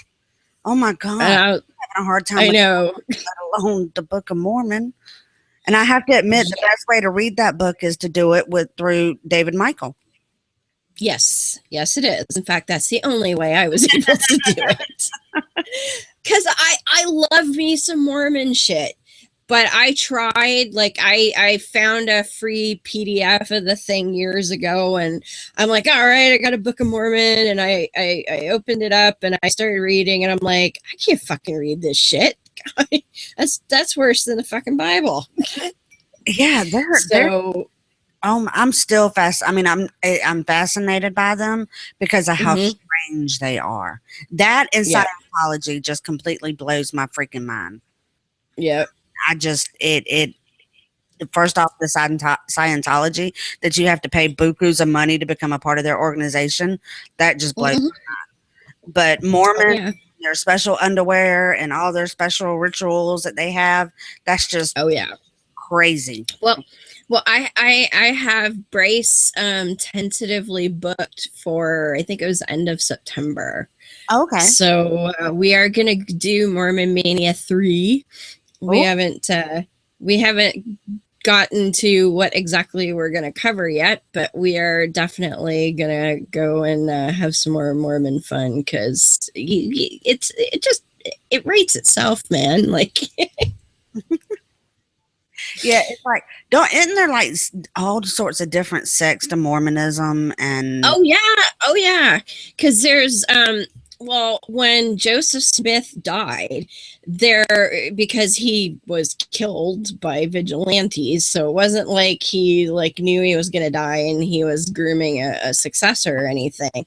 So Brigham Young took over, but there were other people who thought that for instance, his wife, his actual wife, as opposed to the 30 odd other ones, the first one, right? She kind of created her own sect, and I believe they were the Reformed Latter-day Saints. They go by a different name now, and it escapes me at the moment. But so her people kind of branched off, and then there's the Brigham Young group that became the current LDS. But then there's all the ones like when they said, "Oh, no more polygamy," and they were like, "But I like having 20 wives," kind of thing. And right. So they are the ones that broke off, and they formed there's not just one polygamous sect, there's like 5 or 6 of them, right? So the ones like the Warren Jeffs ones are one flavor. There's a group here in BC that's I think his name is Blackthorn, I want to say the guy's name is, who runs that one. There were bunches of the polygamists that went to Mexico, so there's a bunch of them down there. Wow. I know you wouldn't have thought, but yeah, there's a bunch of them in Mexico. There's a couple other places they went to. I don't remember off the top of my head, but yeah, that's just some weird ass shit. Yeah, I mean, didn't the Seventh-day Adventists break off from Mormonism or something like that? I don't think so. I could be wrong because I've never studied those guys. What was it they broke off from, baby? What was it that the Seventh-day Adventists broke off from? Millerite. Who? The Millerites. Okay. Yeah, those are different. Okay. They're a bit they different. all sound the same to me, just different shit. It is different shit. Absolutely. I thoroughly believe if you were to take every text, every religious text, the Bible, the Quran, all the above, and take the labels off of them, they all read the same damn thing. Pretty much, yes. Oh, now I've just started to delve into Jehovah's Witnesses. Like this week, actually, I've been watching some videos on YouTube, and yeah, I'm hoping that we can find an ex-Jehovah Witness to come on the show too, because I think that would be really fascinating. That would be awesome. I think, I'm not sure, but I'll check with her. But we know one. Let me see if I can get in touch with her. That'd be cool. Yeah, because she's said before that she wouldn't mind coming on. We had talked about her coming on our show. This was let's see, it was the last time that we went to. It was one of the times we went to Jim and Misty's, and we had a meetup up there at the corral, and she was there, and so I'll talk to her. And you might have met her before, but I don't want to say her name on the air just yet until I talk. Of course. Once I talk to her, I'll let you know. But I know, if I remember correctly, she said her and her husband were willing to come on and talk about it. Oh, that'd be pretty awesome. I thought because I've been learning because you always hear that there's 144,000 that get to go to heaven, and I was like, well, how does that work? Well, as it turns out, what I've learned is that all the rest of them believe that Earth is going to turn into heaven, and so if you're not one of them, you just die, you don't get to live forever. And I'm like, okay. Hey, at least that's better than the whole rapture deal that the Christianity's got going on. Yeah, I have to delve into it a little more to see if there's more to it than that, because I'm like, they can't be letting you off that easy. that doesn't seem right for some reason that they would let you off that easy. I'll send her a message and see if we can't get her lined up. Awesome. Well, before we get going, Beth actually did send me an audio segment. I and I haven't actually had a time to listen to it yet. But since I know I don't like staring at me when I'm not doing anything, and I'm going to share here, and I don't know if you've seen this yet, but this is the photo from last Saturday night's pub night that we had. You know, I think yes, I saw that and I died laughing because what was funny is I noticed the gentleman that's sitting in front of Jesus. Yeah. That's all right. He went. He wasn't so keen on the yeah, because we did that pose on purpose exactly for this photo. Okay. I thought it was perfectly planned. It was perfectly planned, actually. It was perfectly designed. Yes. It was a perfect design. It was. So I'm going to go ahead and play Beth's segment. Okay. It's to do with some kind of woo, so this should be fun because we all know how much Beth loves to. Oh, yes. So let me just come on. Damn, I need like a big ass computer with like 4 screens. Greetings. There. And welcome to another edition of Havoc and Chaos Live, my weekly take on stuff in the news. Today we're going to hit on a bit of medical woo. As some of you may be aware, I recently suffered a stroke, to which I am now in recovery. It's slow going, and I'm looking at it as a new adventure. Now, I will admit there are many matters I'm quite ignorant of, because, well, couldn't happen to me. Having a stroke and dealing with the aftermath is one of those issues. So, off to Google I went. Well, actually, DuckDuckGo, to find some basic information. And boy, was that a trip. Facebook was quite helpful as well, but for another reason. And that is the topic of which I'm going to rant about. The internet can kill, my friends, and the fact that it is allowed carte blanche boggles my mind. But that's a whole nother topic. So, how helpful was Facebook? Well, we have this gem. Natural remedies to reduce high blood pressure in 5 minutes.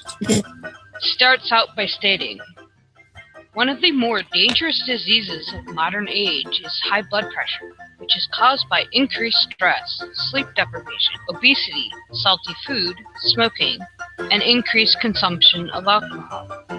No, no, and no. These are not causes, but contributing factors. In essential hypertension, which 95% of the cases of high blood pressure fall, the cause is actually unknown. Might want to get proper medical advice as to what high blood pressure really is. The muscles getting really tense, the blood vessels contract, and the pressure increases does not even begin to cover it. Your muscles have nothing to do with it. And, as you might well guess, it devolves from there. A second piece of medical woo was shared by a friend of the show, with a warning for me to take my blood pressure into consideration.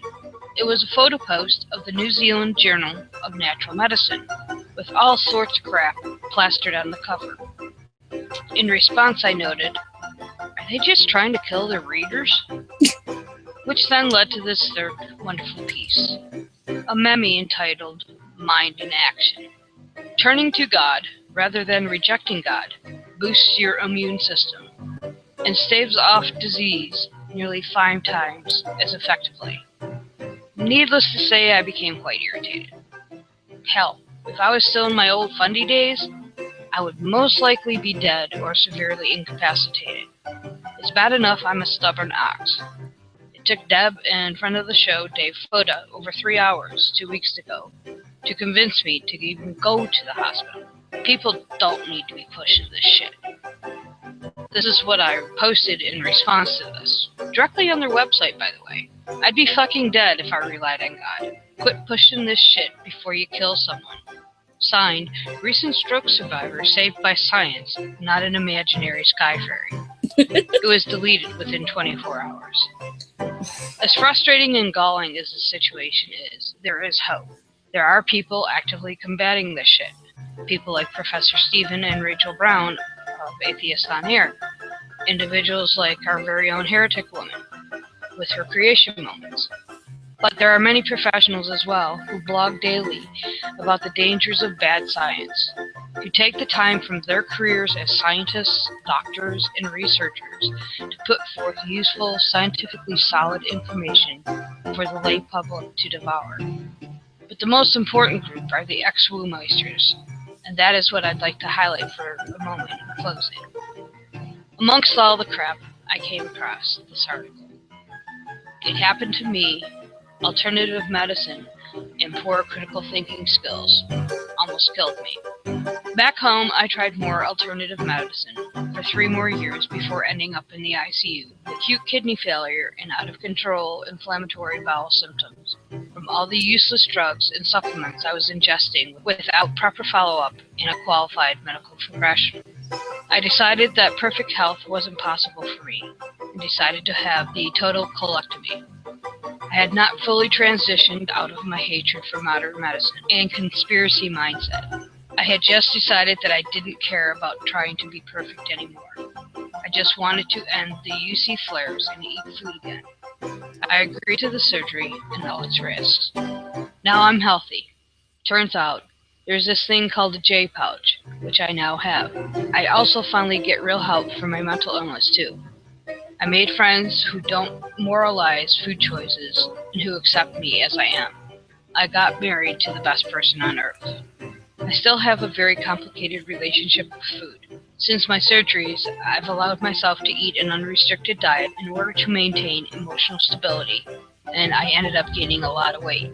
I'd like to be thinner, but my mental well-being takes precedence. I have to let go of all those memories of people complimenting me on how great I looked when I was obviously sick and painfully thin. I had to let go of how pious I felt when I was eating right. Someday, I hope to get to a place where I can handle a real healthy lifestyle without conflating determination with obsession. And maybe, someday, women will be allowed to be fat. Thankfully, I never quite fell into that trap in my younger days. Yes, I was vegan, but not for ethical reasons. I just didn't like the taste of animal protein. Yes, I dabbled in the woo, but science in the end always won out. And yes, it's still an issue I struggle with at times, and the author of the above offered an explanation why. I'm certainly not the first to say this, but alternative medicine is a fundamentalist religion. It is the same sort of victim-blaming, life-shaming, sacrificial culture that my husband dealt with growing up in an evangelical church. We discuss our parallel experiences often. Alternative medicine is a salvation-based religion, except that instead of an eternity in heaven, you get perfect health. Just as we battle religious and political ideology, so too must we battle the charlatans of science. Then maybe, just maybe, we won't have to read about people like Belle Gibson, who, according to her mother, are allowed to, quote, tell little porky lies. And for those of you that don't know, this is a brief description of Belle's story. She's an Australian health and well-being blogger. She gained a large online following and was due to release a whole pantry app and a book on the basis that she had treated her own terminal cancer by shunning medical treatments in place of a healthy diet and alternative therapies. She encouraged readers to lead healthier lives to beat cancer rather than accepting medical treatment. It was revealed earlier this year, however, that Gibson never had been diagnosed with cancer. Her mother, Natalie Dale Bellow, has now defended her daughter's actions in an interview with the Herald Sun. She said, Belle told a white lie, aged 23 and a half. So what? Belle is allowed to tell little porky lies. Who the hell doesn't tell a lie in their life? Nobody complained about Belle when she was helping people. Now they want to put her under a microscope. Well, sorry to say, Miss Del Bello, but she deserves to be under that microscope. Most people that tell a lie they don't injure or possibly kill people in the process. So when you see junk, whether it be science, medicine, or religion, call it out. Call it for what it is. Fucking bullshit. Thanks for listening, everybody. And now, back to the show. Yeah. I so love her segments and her writings, man. It's just awesome. Absolutely.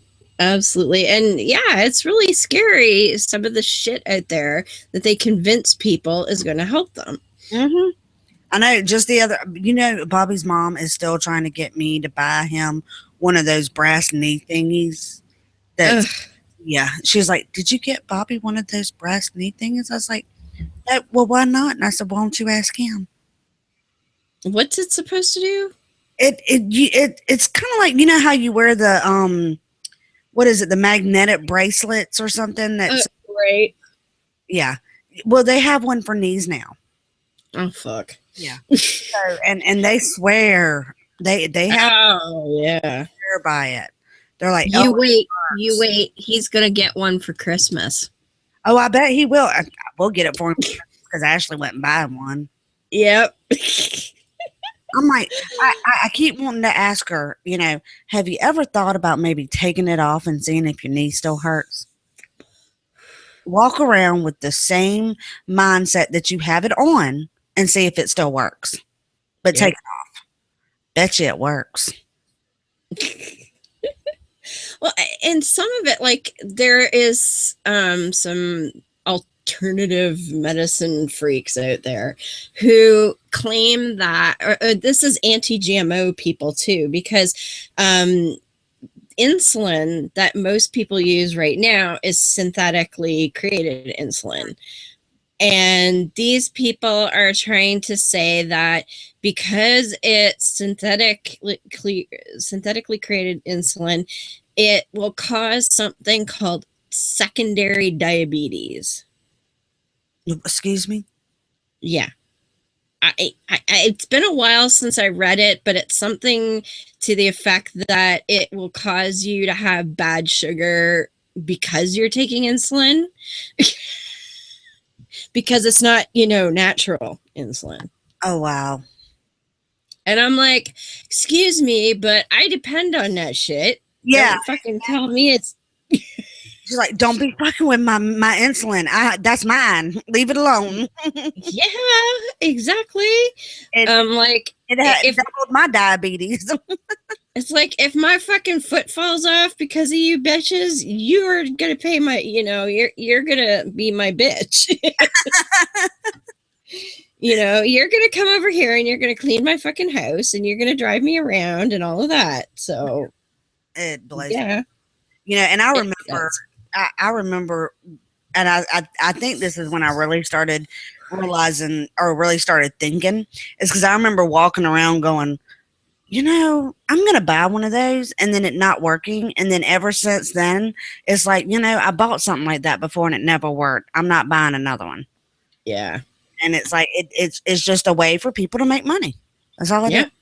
Well, I remember my grandmother had arthritis really bad when I was a kid, and she used to wear, this is like in the 70s, she was wearing those fucking magnetic bracelets all the time. But I mean, like, to me, that's it's bogus and it's wrong, but it's not quite as bad as somebody going, oh, well, I'm just gonna not take insulin because it's synthetic, right? And at least they were sort of pretty at the time. Like, they were like elasticy, stretchy ones, and they had like little glass stones on them and stuff. So they were. My mother bought one to have more energy. Oh, there you go. Why does my 70-year-old grandma need more energy? Was Grandpa still alive? Yes. That might have. No. I don't want to hear it. I was gonna say, was Grandpa getting a prescription for something blue in a bottle? Maybe, I don't know. I don't even know. If he was, he didn't know he was getting it, but Grandma did. Oh shit. Oh well, my friend, it's getting to be about that time. So you wanna pimp your stuff before we go?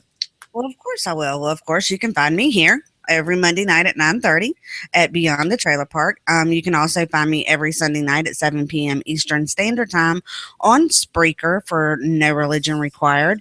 I can be found on Twitter under Miss_Ashley NRR. I also have a Facebook page, Miss Ashley of NRR. Excellent. And of course, I am always here on Monday nights as well. Because yeah, shit doesn't get run if I don't show up. Funny enough, not because they can't. It's just because they haven't got around to teaching them how to do shit yet. So, but yeah, and we've got My Secular Savior at mysecularsavior.com. And of course, the new show that's coming out next month, the Atheist Apocalypse. We were approved for iTunes this week, so we are on iTunes. Yeah, which is really exciting. And if you go to our Facebook page, Atheist Apocalypse for Those Left Behind, there are a couple of promo clips out there, and you can get a taste of what you're going to be in for. So that's pretty exciting, I think. And so that's going to be launching about 3 weeks-ish, so it's just coming. We've got episode 1 pretty much completed, and we're already on to episodes 2 and 3, and I think you guys are really going to like it. So come check us out on our page. We actually have I believe it's atheistapocalypse.com. Don't quote me on that because they just got it running today. So my apologies if that's not quite right, but they did get our website going today, and you might even find a link for it on the Facebook page. So do go and check that out. And I did want to talk about a certain conference that's coming up in Pennsylvania soon. I think, Miss Ashley, you might know a little bit about that too. Yes, this is going to be PastaCon. It was my second convention that I went to last year. I know that Bill and Susie of the Barroom Atheists are supposed to be doing a live show. Yes. I also had my list somewhere. There's going to be like... I have it. Awesome. There's like a huge, great lineup of guest speakers that are going to be there. Is Aaron Ra and Matt Dillahunty and Shelley Segal, who's a wonderful atheist musician from, I think she's from Australia, if memory serves. And of course, the Barroom Atheist, Seth Andrews. So the entire Unholy Trinity will be there. That's gonna. So I'm not gonna lie, pretty jealous about that. Me too. Pretty jealous. Well, you get to fucking go there. So bleh. I don't think about this one because I have a wedding I have to be at. Oh, okay. Then George Harab, who I'm not familiar with. I think there's some local. Victor Harris, Sarah Moorhead, who is Beyond Belief Foundation, Sarah Moorhead, and she had a wonderful speech at ReasonCon to do with the helpline that they have now for anybody who has a sort of crisis of faith or is doubting the religion and doesn't have anyone they can talk to in real life and such. So that's just a taste of it. It says there are many, many more speakers there as well. So it says for information and to get your tickets, please go to atheistpa.org. So atheistpa.org. And that's where you go to find all the information and get your tickets and stuff. Sounds like it's going to be pretty damn amazing. I wish the hell I was going, but I've already been to America twice this year. I don't know if there's a quota or not, but I don't want to push it. No, we'd let you come back for a third time. Well, I would hope so, but you know, okay. So if people want to, support us with like Patreon, so like, because we have one of those. Although, honestly, I probably need to buy a better computer first. But we do have one of those, patreon.com/Beyond the Trailer Park. And we would love it if you like what we do, if you wanted to support us a bit with that as well. And as you guys know, and Beth mentioned in her piece, she did actually have a stroke 2 weeks ago. She's doing okay. You guys saw her a little bit, but she gets tired really easy, and it's affected her ability to work and stuff right now. So we are going to be launching a GoFundMe for her. So please watch our Facebooks. There's Beyond the Trailer Park Facebook, mine. You can find me under Heretic Woman or Deborah McTaggart. Just keep your eyes peeled, because we're gonna start talking about that real soon, because she could use our help too. And I hope she don't kill me for saying that, but tough titty, because she needs some help. So if you guys yeah. So if anybody wants to, you can contact either Ashley or I directly as well. If you want more information, we'd be happy to provide that as well. So yeah, I think, and of course there's beyondthetrailerpark@gmail.com if you want to send us any comments or suggestions or anything like that. You can tweet at Heretic Woman or at Beyond TT Park. Either one of those, feel free to do so, because we'd love to hear from you. We do, as I say, have our Facebook page for Beyond the Trailer Park. I got started into an interesting question about strong atheism in there today. So I'm hoping that Michael will come back and chat with me about that. And yeah, so I think that just about covers everything. Is that about it, Ashley? Yep, you've covered it all.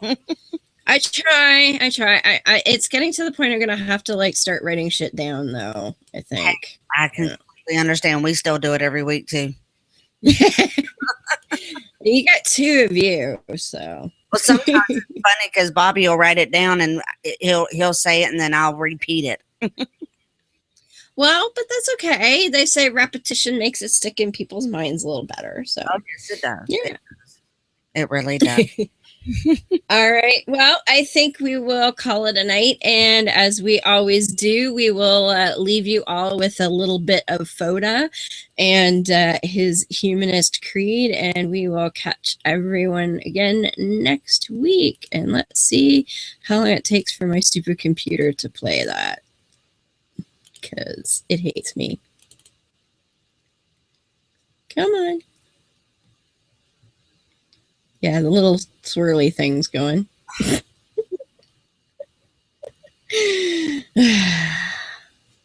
support Deborah over at patreon.com. She really needs another computer. I need something, man, because this is getting ridiculous. Oh, there we go.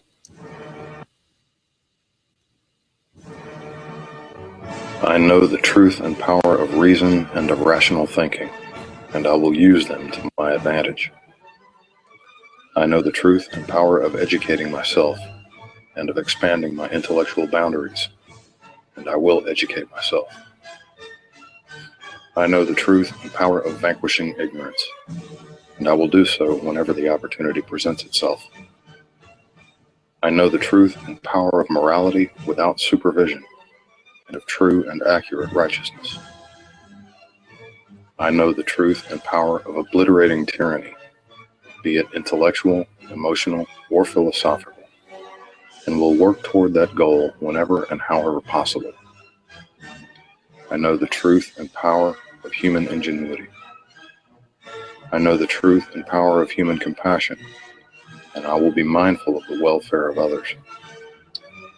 I know the truth and power of equality and fairness for all living things. I know the truth and power of the importance of our families, our friends, and our fellow men and women. I know the truth and power of human stewardship of our lands, our waters, and our skies, and I will try to act to preserve our environment. I know the truth and power of the sciences of mathematics, of physics, and of chemistry, and of the important role of these disciplines in understanding the workings of this cosmos. I know the truth and power of the rejection of all notions or beliefs that reside in the supernatural or the superstitious, and of those notions or beliefs that we are not supposed to be able to explain. And I know that these rejections are necessary for humankind's survival. I am a human being with a free mind, liberated from irrational influence and from unreasonable dogma.